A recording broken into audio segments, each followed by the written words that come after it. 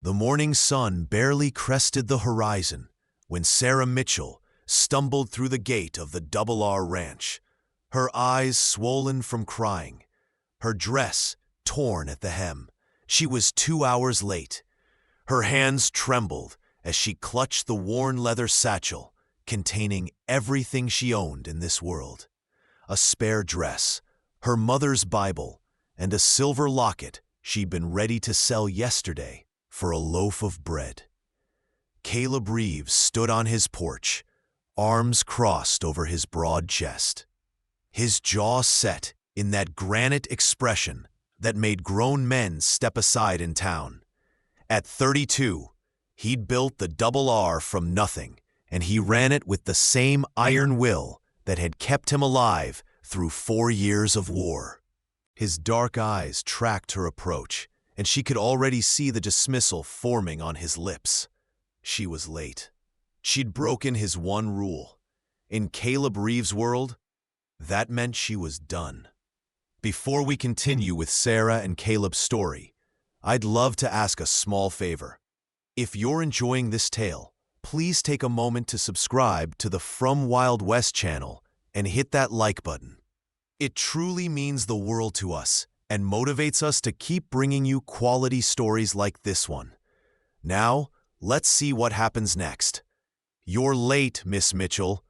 Caleb's voice cut through the morning air like a rifle shot. "I don't tolerate." "I know."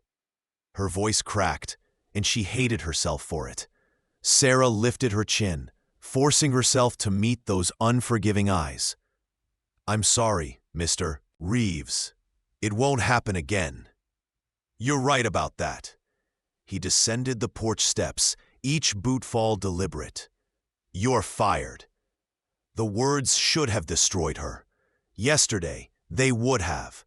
But after what she'd endured last night, after finally escaping her uncle's house with nothing but bruises and terror, being fired seemed almost merciful. "I understand." Sarah's fingers tightened on her satchel. She turned to leave, took 3 steps, and then her knees simply gave out. The world tilted, and she would have hit the dust if Caleb hadn't moved with surprising speed, catching her elbow. "When did you last eat?" The question came out sharper than he intended. Tuesday, I think." "It's Thursday." Sarah tried to pull away from his grip, but her body betrayed her. "I'll be fine. I just need—" "You need food." Caleb's eyes narrowed, really looking at her for the first time. The tear in her dress, the purple bruise barely visible beneath her collar, the way she held herself like something broken trying desperately to stay together. "Who did this to you?" "It doesn't matter." She finally wrenched free, swaying. "Thank you for the opportunity, Mr. Reeves. I'll be going now." "To where?" The question hung in the air between them. Sarah had no answer. She had nowhere. No one. The realization must have shown on her face because Caleb's expression shifted. Not to pity, thank God, but to something harder. Decision. "Come inside," he said. "You fired me. I'm unfiring you, temporarily." He gestured toward the house. "You can't work if you're dead, and you're about halfway there." Pride warred with desperation in Sarah's chest. Desperation won.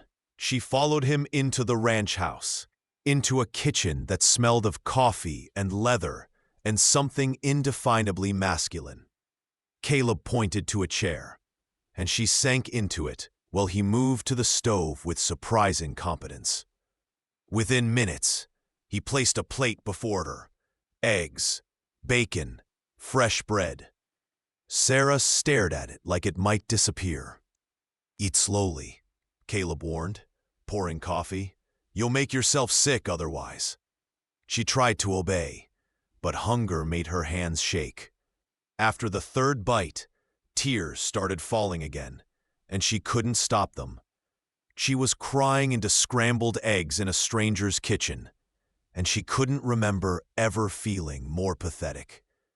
Caleb said nothing. He simply refilled her coffee and waited. "I'm sorry," Sarah whispered when she could speak again. "I was late because I was running. My uncle, he drinks. Last night She couldn't finish. Didn't need to. The bruises told enough of the story. Caleb's jaw tightened until a muscle jumped. "Is he looking for you?" "Probably." She set down her fork, appetite fleeing. "I should go. I'm bringing trouble to your door, and you don't need—" "What I need," Caleb interrupted, his voice carrying that command that made men jump, "is a cook who shows up on time, does her work, and doesn't bring drama to my ranch." He paused, and something in his expression gentled, just barely. "What I need is someone I can trust. Are you that person, Miss Mitchell?" Sarah looked up at him. This hard man with his scarred hands, an unforgiving reputation. In town, they called him ruthless, cold-hearted. Said he'd fired 3 cooks in 2 months for burning biscuits. But he'd caught her when she fell. He'd fed her when she was starving. "Yes," she said, "I can be that person." "Then you're hired, properly this time." Caleb extended his hand. "You work hard, you follow my rules, and you've got a place here. Room in the back, 3 meals a day, and $30 a month. Nobody touches you without permission. Not your uncle, not my ranch hands, not anyone. You understand?" Sarah took his hand. His palm was calloused, warm, solid as bedrock. "I understand." "Good." He released her hand, stepping back like the contact had burned. "Finish eating, then I'll show you where you'll be staying." The days that followed fell into a rhythm Sarah had never known. She woke before dawn, started coffee, and had breakfast ready by the time Caleb came in from checking the horses. He ate in silence, usually, but it wasn't an uncomfortable silence. More like he was a man who'd learned the value of quiet. She learned his patterns, how he took his coffee, black, strong enough to strip paint, how he hated burned bacon. One word from Caleb, and they treated her like something precious. A week passed, then 2. Sarah felt strength returning to her body, her hands steady again as she kneaded bread. She started humming while she worked, old songs her mother had taught her. Sometimes she'd catch Caleb pausing outside the kitchen window, listening. One evening, as she was finishing the dinner dishes, Caleb appeared in the doorway. "Can you ride?" Sarah turned, wiping her hands. "Not well. My father taught me basics before he died, but that was years ago." "You'll need to learn properly. This is big country, Miss Mitchell. If something happens, you need to be able to get to town alone." The concern in his voice caught her off guard. Yes, I'd like that." "Tomorrow, then. Dawn." He was already turning away when she spoke. "Mr. Reeves, why are you being kind to me?" Caleb stopped, his shoulders tensed. For a long moment, he didn't answer. Then, without turning, "Because nobody was kind to me when I needed it most." Seemed like that was worth fixing. He left before she could respond. The next morning, Caleb was waiting by the corral with 2 horses, his black stallion, Thunder, and a gentle mare named Daisy. Sarah approached nervously, acutely aware of how little she knew. "Don't be afraid of her," Caleb said, his voice softer than she'd ever heard it. "Daisy's patient. She won't throw you." He demonstrated the mounting technique, moving with an easy grace that came from decades in the saddle. "Your turn." Sarah's first attempt was clumsy.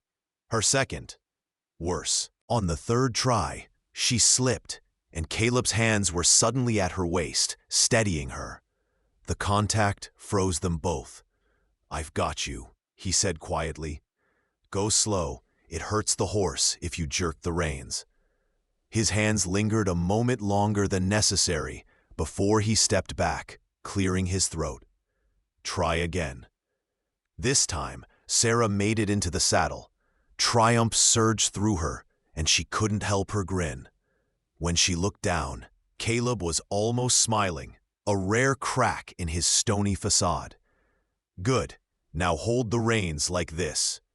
He adjusted her grip, his rough fingers gentle against hers. Feel how she responds? That's communication, respect. You're not controlling her, you're partnering with her. They rode slowly around the corral, Caleb walking alongside, calling instructions. When Sarah finally managed a full circuit without his guidance, he actually nodded approval. "You're a quick learner, Miss Mitchell." "Sarah," she said impulsively. "You can call me Sarah. We've shared enough meals for that, I think." Something flickered in his dark eyes. Caleb. The name felt intimate on her tongue. Caleb. The riding lessons became daily occurrences. Within a week, Sarah could manage a trot. Within 2, she was confident enough to ride to the creek alone. Caleb never hovered, but she always felt watched, protected. One afternoon, she returned from gathering wild herbs to find him replacing a broken fence post, his shirt discarded in the heat. Sarah's breath caught. She'd known he was strong.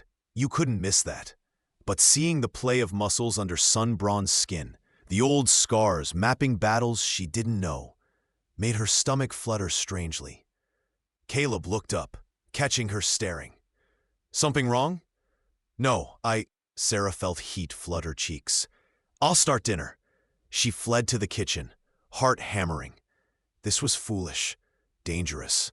She was an employee, nothing more. He'd been clear about that. But that night, as she served him supper, their fingers brushed. Neither pulled away immediately. "Good stew," Caleb said finally. "Thank you." "Sarah?" His voice was rough. "Your uncle came by today." Fear shot through her. "What?" "Tom ran him off.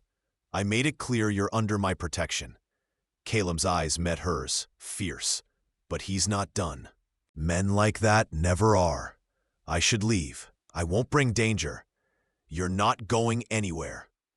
The command in his voice allowed no argument. "This is your home now.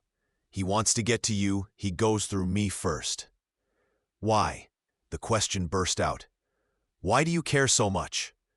Caleb was silent so long, Sarah thought he wouldn't answer. Then, "My sister, Rachel, she married a man like your uncle. He beat her for 3 years before she finally ran. By the time I found her, she was so broken." His hands fisted on the table. "She died 6 months later. Internal injuries he'd given her," the doctor said. "Oh, Caleb." Sarah reached across the table without thinking, covering his scarred knuckles with her palm. "I'm so sorry. I swore on her grave I'd never let it happen again. Not if I could stop it." He turned his hand over, threading his fingers through hers. "So you're staying, Sarah. We clear?" "We're clear." They sat like that, hands clasped across the dinner table, until the sun set and the kitchen filled with shadows. The next weeks brought an ease between them that felt dangerous in its comfort. Caleb taught Sarah to shoot. Every woman out here needs to protect herself. His body pressed behind hers as he adjusted her stance. The contact made her skin burn. Sarah learned to read his moods in the set of his shoulders, the tightness around his eyes. She started leaving his coffee exactly as he liked it. Biscuits warm when he came in from dawn rounds. Small acts of care that made his expression soften. One night, a thunderstorm rolled across the prairie. Sarah woke to lightning illuminating her small room, thunder shaking the walls. She tried to be brave, but when a particularly violent crash made her cry out, her door opened. Caleb stood there, shirtless, clearly having run from his room. "You okay?" "I'm fine, just startled." Another boom of thunder made her flinch, and Caleb stepped inside without asking. "You're afraid?" "It's stupid. I'm safe here." "Fear isn't stupid." He sat on the edge of her bed, careful to maintain distance. Rachel was terrified of storms. After our barn got hit by lightning when we were kids, she never got over it. Sarah found herself shifting closer to his solid presence. "What did you do?" Sat with her, told her stories until it passed. Caleb's voice was gentle in the darkness. "Want me to stay?" She should say no, should maintain the careful boundaries they'd constructed. Instead, "Yes, please." Caleb stretched out beside her, on top of the covers, not presuming, and started talking. Stories of his childhood, of learning to ranch from his father, of the good years before the war. His voice was deep, soothing, and Sarah found herself relaxing against his shoulder. "Caleb," she whispered as the storm faded, "I think I'm falling in love with you." His breathing stopped. Then carefully, his arm came around her shoulders.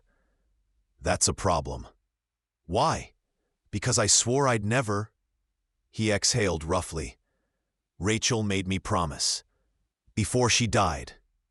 She made me promise I'd never let myself care about anyone again, because caring makes you weak, makes you vulnerable."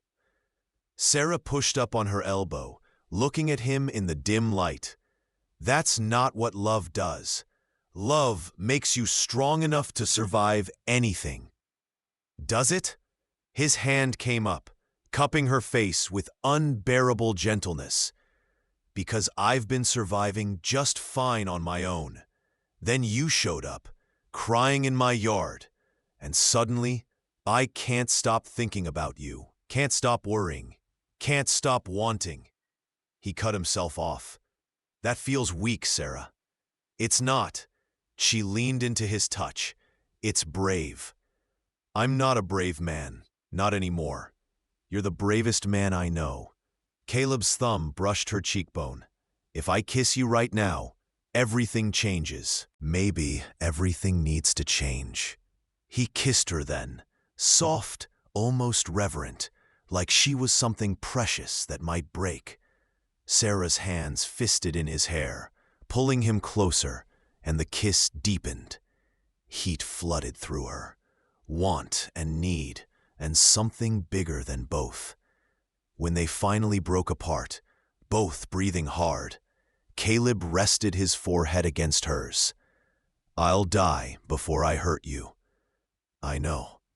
Sarah kissed him again, softer this time. "I trust you." He left before dawn, but Sarah woke to find wildflowers on her pillow, purple asters from the far meadow. The message was clear: "I'm thinking of you." The next weeks were both heaven and torture. They hadn't defined what they were, but the air between them crackled with tension. Stolen touches while passing in doorways. Lingering looks across the dinner table. Caleb's hand on her back as he guided her through the barn. The ranch hands noticed. Tom grinned every time Caleb found excuses to check on Sarah's riding progress. Billy started whistling romantic ballads until Caleb threatened to dock his pay. Everything felt perfect. Too perfect. Then her uncle came back. Sarah was alone at the creek, washing vegetables, when she heard the horse. She looked up to see Uncle Frank dismounting. His face twisted with rage and whiskey courage. "Thought you could hide from me, girl?" Sarah dropped the basket, backing toward the water. "Stay away from me!" "You're family. You belong with family." Frank lurched forward, grabbing her arm. "Coming home now," and this time, the rifle shot cracked through the air. Frank froze. Caleb stood 20 yards away, his Winchester leveled. "Let her go, now." This ain't your business, Reeves. She's on my land. That makes it my business. Caleb's voice was deadly calm. You got 3 seconds before I start shooting, and I don't miss. Frank shoved Sarah aside, mounting his horse. This ain't over. Yes, Caleb said, his finger tightening on the trigger. It is. You come near her again, you won't ride away. That's a promise. Frank spurred his horse, disappearing in a cloud of dust. Caleb lowered the rifle and strode to Sarah, pulling her against his chest. You hurt? No, just scared. She buried her face in his shirt, breathing him in. Leather and sage and safety. I should have killed him. Caleb's arms tightened. Should have ended this. No. Then you'd be the monster, not him. Sarah pulled back, looking up at him. You saved me. That's enough. It's not enough. Not until you're safe. His jaws set in that familiar, stubborn line. Marry me. Sarah blinked. What? Marry me. Caleb cupped her face in both hands. As my wife, you're legally protected. He can't touch you, can't claim family rights. You'd be mine. That's your proposal? Legal protection? No. He kissed her fiercely. That's practicality. This is my proposal. I love you. I think I've loved you since you stood in my yard with nothing but pride and courage, refusing to break. You make me want to be the man my sister believed I could be. You make me want tomorrow. His thumb brushed her lips. So marry me, Sarah Mitchell. Not because you need protection, but because I need you. Tears streamed down Sarah's face. Yes, God, yes.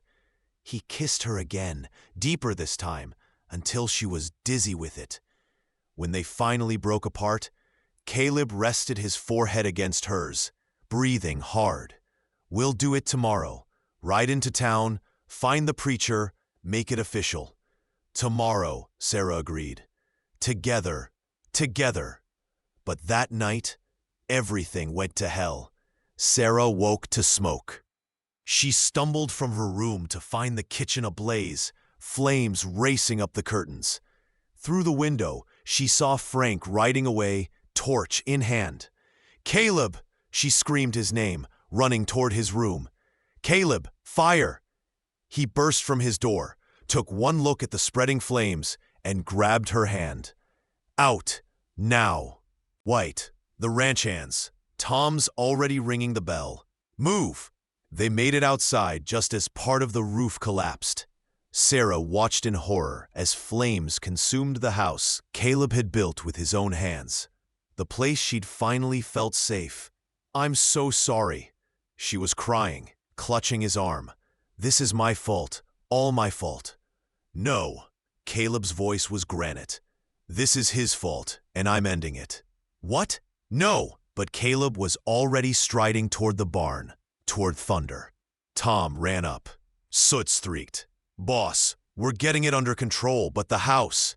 Watch her, Caleb ordered, mounting. Don't let her follow me. Caleb, please. Sarah tried to run after him, but Tom caught her. Don't do this. He's not worth.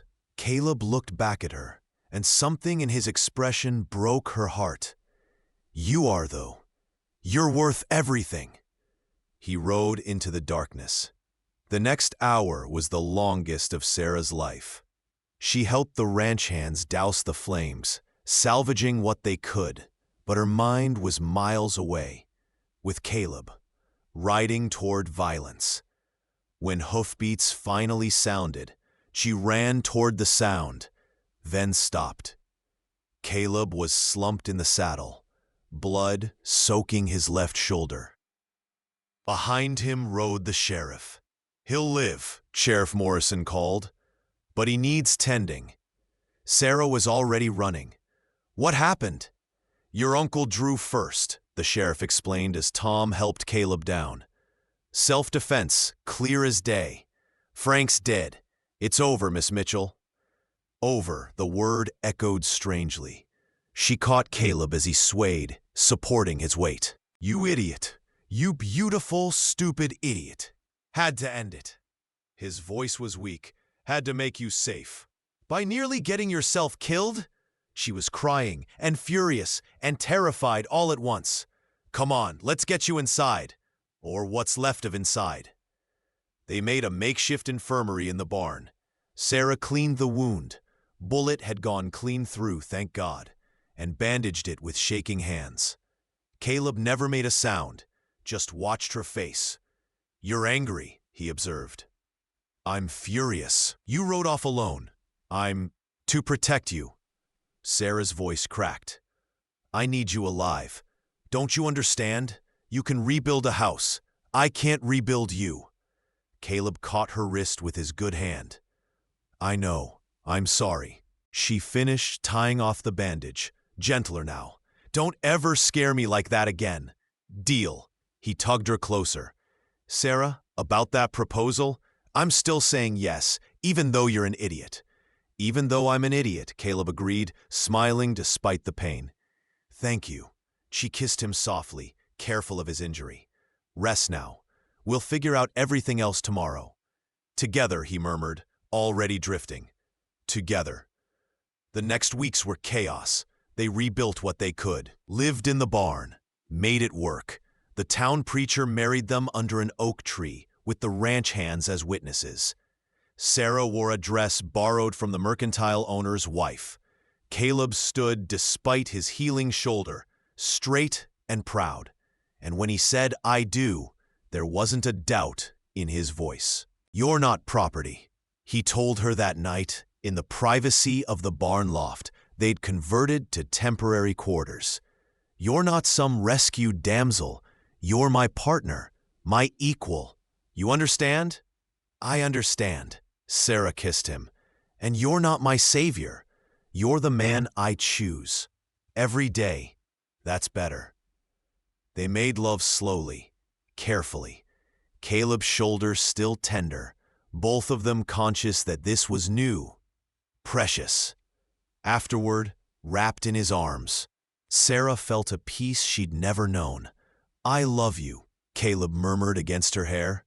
"In case I didn't say it enough. You say it every time you look at me." She traced the scar on his chest. "But I never get tired of hearing it. I love you. I love you. I love." She kissed him quiet, laughing. "I love you too. Now sleep. We're rebuilding in the morning." 6 months later, the new house stood proud, bigger than the old one, with a kitchen designed specifically for Sarah's needs.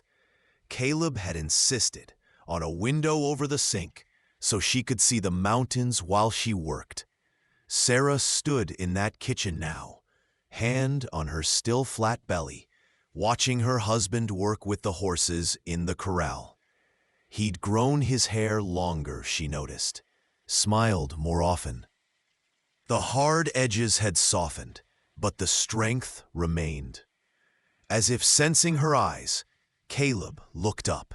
Their gazes met across the distance, and even now, 6 months married, the connection made her breath catch. He said something to Tom and started toward the house. Sarah met him at the door. "You're staring again, Mrs. Reeves. Can't help it. You're worth staring at." Caleb pulled her close, careful even now of the life growing between them. Though she hadn't told him yet. Tonight. She'd tell him tonight. "I was thinking," he said, "about that morning you showed up here. Late, terrified, ready to trade your last possession for food. I remember. You fired me. Worst decision I ever made, followed immediately by the best, taking you back." He kissed her forehead. "You changed everything, Sarah. Made me remember what it means to live instead of just survive. You did the same for me." She took his hand, placed it over her stomach. "And now we're building something bigger than both of us." It took him a moment. Then his eyes widened. "Sarah, are you pregnant?" "About 2 months, the doctor thinks." The joy that transformed his face was worth everything. Every moment of fear, every tear, every struggle that had brought them to this moment. "We're having a baby," Caleb whispered, wonder in his voice. "We're having a baby." He kissed her then, deep and sweet and full of promise, of tomorrows built together, of a family forged not from blood or duty, but from choice. "I love you," he said against her lips. "I love you too, now and always." "Now and always," Caleb agreed. "Together, together." They stood there in the doorway of their rebuilt home, watching the sun set over the prairie they'd claimed as theirs. Behind them, the past with all its pain. Before them, a future, bright with possibility. Sarah had come to the Double R Ranch with nothing. Now she had everything. A home, a husband, a child on the way, and the certain knowledge that she was exactly where she belonged, in Caleb's arms, on this land, building a life worth living, together. Thank you so much for listening to this story. I'd love to know where you're enjoying this tale from. Are you listening at home, during your commute, or perhaps while working? Please subscribe to the From Wild West channel and share your thoughts in the comments below. What did you think of Sarah and Caleb's journey? Your feedback means the world to us.